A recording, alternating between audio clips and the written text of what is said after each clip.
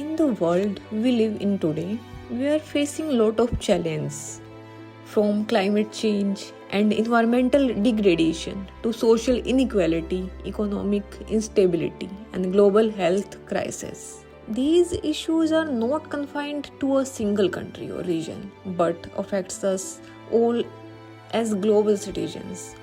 The urgency of these challenges cannot be overstated, and the time to act is now. You might wonder why we need ad hoc commission to address these issues. The answer is simple. These problems are complex and interconnected, and they require multidisciplinary expertise, collaboration, and sense of urgency that traditionally bureaucratic systems often lack. An ad hoc commission can cut through red tape, mobilize resources quickly, and bring together the brightest mind to find innovative solution. Hello friends, welcome back to the Justice Junction. I hope you are doing great. In today's video, we are going to discuss about ad hoc commission. In simple language, an ad hoc commission is like a special team of experts that comes together temporarily to solve a specific problem or address a particular issue. They are not a permanent group, they are created only when needed. Imagine it as assembling a group of superheroes with the unique skills to tackle a specific crisis. And once the problem is solved, they may disband. These commissions are set up to handle urgent or complex challenges efficiently. These commissions are created to provide specialized knowledge and recommendation to help the government or authorities make informed decisions or solve specific problems. In this video, we are going to discuss about State Reorganization Commission, Kapoor Commission, Khosla Commission, Mandal Commission, Mukherjee Commission, Nanavati Commission, Narendran Commission, National Commission to Review the Working of the Constitution, Nanavati Shah Commission, and Tehelka Commission. Let's start the discussion. If you don't subscribe my channel, then first subscribe my channel. Commissions and its purpose. State Reorganization Commission. It constituted by the central government under the State Reorganization Act consisted of Honorable Fazal Ali, K.M. Panikar and H.N. Kunjaru. The commission recommended reorganization of state boundaries. It established with a specific and significant purpose. Its primary aim was to examine and recommend the reorganization of the state within the country to create administrative units that were more efficient, manageable, and culturally cohesive. The Commission plays a pivotal role in the reconfiguration of states in the 1950s and 1960s, leading to the creation of linguistic states. Its purpose was to address the diverse linguistic, cultural, and administrative needs of India's diverse population. By doing so, it aimed to promote better governance, facilitate economic development, and foster a sense of unity and understanding among the various linguistic and cultural groups within the nation. The recommendation of the State Reorganization Commission significantly contributed to the modern political map of India and its federal structure. Next, we are going to discuss about Kapoor Commission. It's also known as the Justice Jeevan Lal Kapoor Commission. This commission was established in 1966 to investigate the circumstances surrounding the assassination of Mahatma Gandhi in 1948. The primary purpose of the Kapoor Commission was to inquire into the conspiracy and events that led to the tragic assassination of Mahatma Gandhi. The commission aimed to uncover the individuals involved, the motive behind the assassination, and any lapses in the security and intelligence that may have contributed to the historic tragedy. Its findings and recommendations helped shed light on the circumstances surrounding Mahatma Gandhi's assassination and provide valuable insights into the events leading up to the fateful day in Indian history.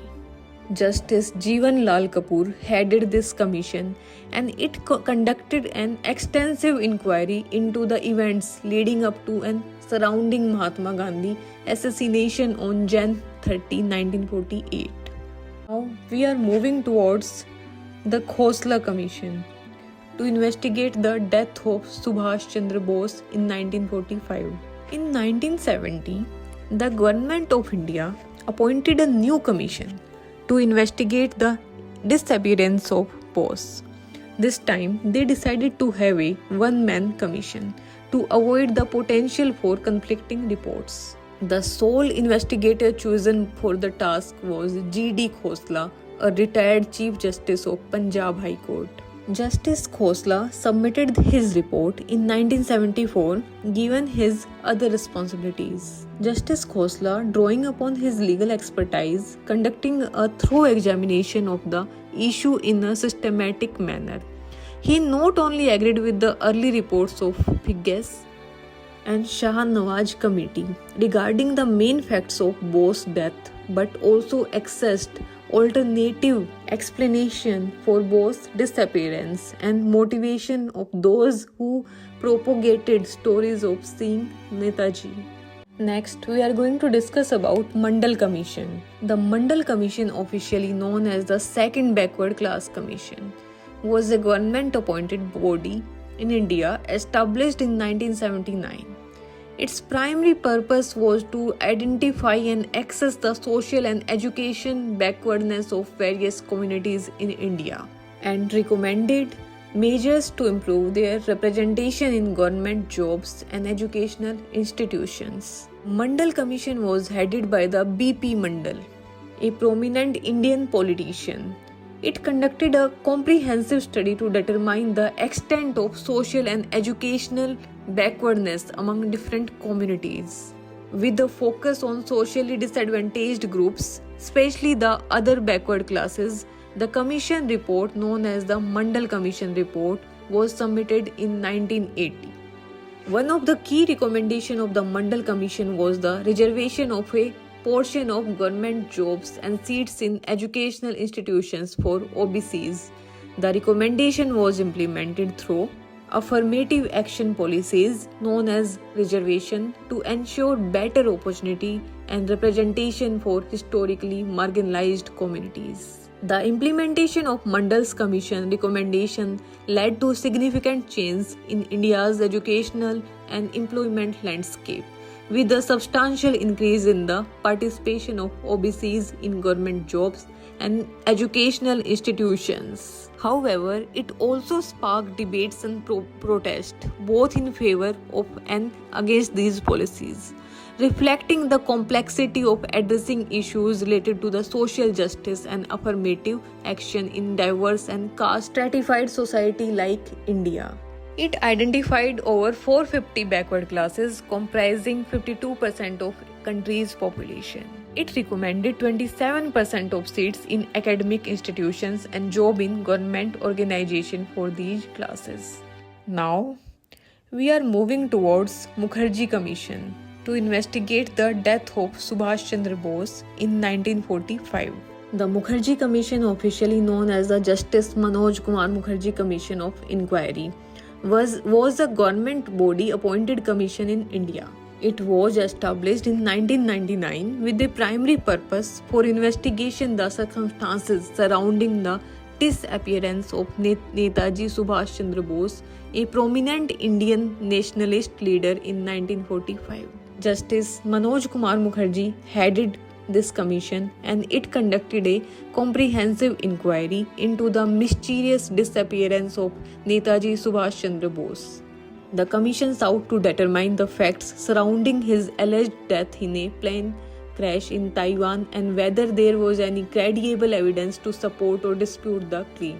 The Mukherjee Commission gathered information, examined documents, and interviewed witnesses to piece together the event leading up to the Netaji disappearance and the subsequent investigation. Its report, submitted in 2005, did not definitively establish the circumstances of Netaji's death, and it left the mystery unresolved. The mystery of his disappearance remains a subject of fascination and controversy in India's history.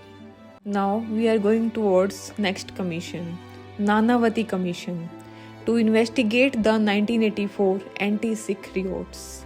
The Nanavati Commission, officially known as the Justice Nanavati Mehta Commission, it was a government appointment commission established to investigate the 1984 anti-Sikh riots in India. These riots were a tragic and violent episode in Indian history, following the assassination of Prime Minister Indira Gandhi by her Sikh bodyguard on October 31, 1984. The riots resulted in the killing, displacement, and suffering of many members of the Sikh community. The commission was named after its chairman, Justice Ranganath Mishra, and later Justice G.T. Nanavati, who succeeded him. The primary purpose of Nanavati Commission was to investigate the circumstances, causes, and consequences of the 1984 anti-Sikh riots and determine the individuals and group of responsible for the violence. Over the years, the commission conducted extensive inquiries, interviewed witnesses, and examined evidences related to the riots. It published its report in 2005, which contained findings and recommendations regarding the events of 1984. The Nanavati Commission report was significant in shedding light on the events surrounding the anti-Sikh riots, and it's contributed to the national discourse on the accountability, justice, and reconciliation in the aftermath of such tragic incident. The Commission work aimed to provide answers to the victims, families, and survivors, and to promote healing and justice. Now we are going to discuss about Narendran Commission. The Narendran Commission, also known as the Justice K. Narendran Commission, was a government-appointed commission in Indian state of Tamil Nadu. It was established to study and report on the representation of backward classes in the state public services. The primary purpose of the Narendran Commission was to assess the level of representation of socially and educationally backward classes in various government jobs and public services within Tamil Nadu. The Commission aimed to determine whether these communities were adequately represented and whether they were receiving fair and equitable opportunities for employment in the state government. To fulfill its objective, the Commission conducted a comprehensive study, collected data, and examined the recruitment and appointment procedures within the state government.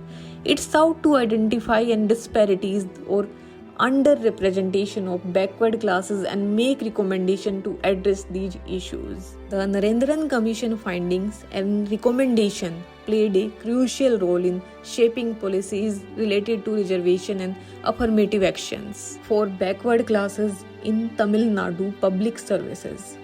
It aimed to promote social justice and increase the participation of historically marginalized communities in government jobs, ultimately contributing to a more equitable and inclusive society.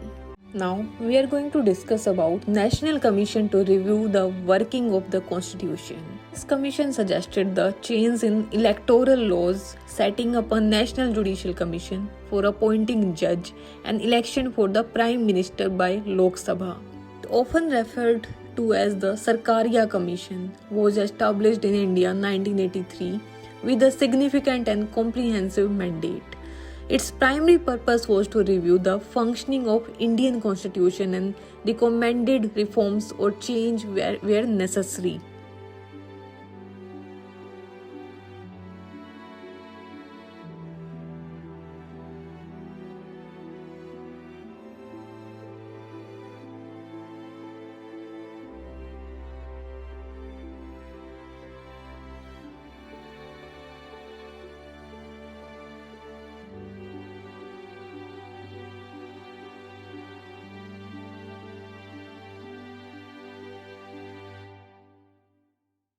One of the notable areas of focus of the Sarkaria Commission was to electoral system and laws in India. It evaluated the existence of electoral processes and suggested changes to enhance their fairness and effectiveness of elections. Commission recommendation aimed to strengthen the democratic principles of representation and accountability within the country. Additionally, the Commission proposed the establishment of National Judicial Commission to oversee the appointment of judges in India.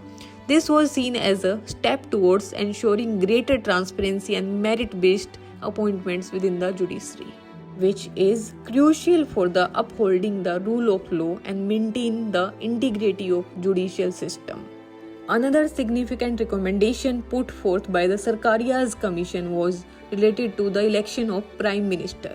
It suggested that the Prime Minister should be elected directly by the Lok Sabha, potentially altering the existence practices where the Prime Minister is typically the leader of the majority party or coalition in Lok Sabha.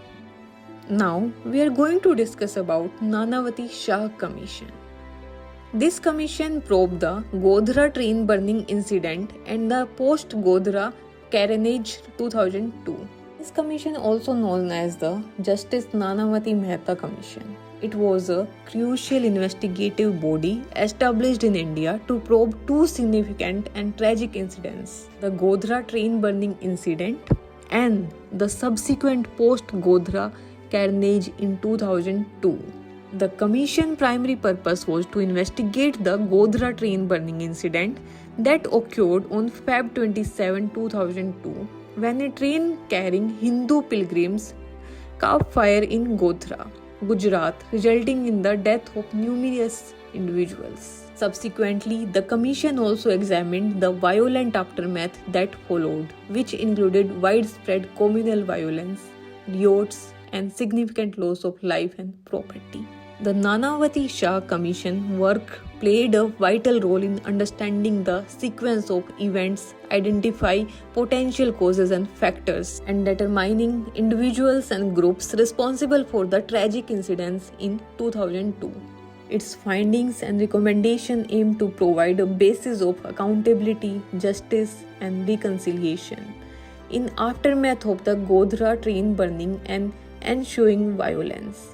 The Commission worked as instrumental in addressing the complex and sensitive issues related to the communal violence and its aftermath in India. Now we are going to discuss about the Tehelka Commission, Commission of Inquiry, to inquire the definite matter of public importance. The power of civil court. This commission was established to investigate a specific matter of public importance. This commission was endowed with the authority and powers similar to a civil court, allowing it to conduct a thorough and impartial inquiry into the matters at hand. The primary purpose of the Tehelka Commission was to delve into a significant and pressing issue that had captured the public attention and raised concerns. This commission had the responsibility to investigate the matter exhaustively, gather evidences, interview witnesses, and scrutinize documents to arrive at a comprehensive understanding of the situation. The Tehelka Commission powers, similar to those of civil courts, enable it to compel individuals to provide evidences, produce relevant documents, testify under oath. This authority ensured that the Commission had the tools necessary to conduct a thorough and impartial investigation. Ultimately, the Tehelka Commission work aimed to shed light on the matter of public importance. It was tasked with investigation, provide clarity and transparency to the public, and make recommendations or findings that could lead to appropriate actions or responses by the authority. This commission played a crucial role in upholding the principles of accountability, transparency, and justice in addressing issue of public concerns. That's it for today. If you like my video, please like, subscribe, and share. Stay tuned. See you in next video.